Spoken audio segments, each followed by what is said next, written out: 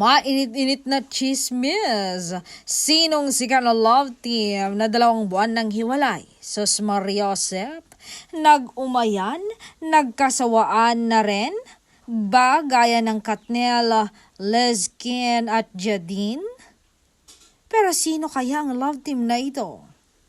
Hindi pa daw sila umaamin, pero ayon daw sa mga mosang sa kanilang reliable source ay sinasabing hiwalay na. Pero bawal daw magpahalata dahil may mga gagawin pa silang mga projects. Parang ganito rin ang mga nangyari sa mga nakaraang sikat na love team. Sana nga hindi ang Don Belito dahil pinapangarap ko silang makita sa altar.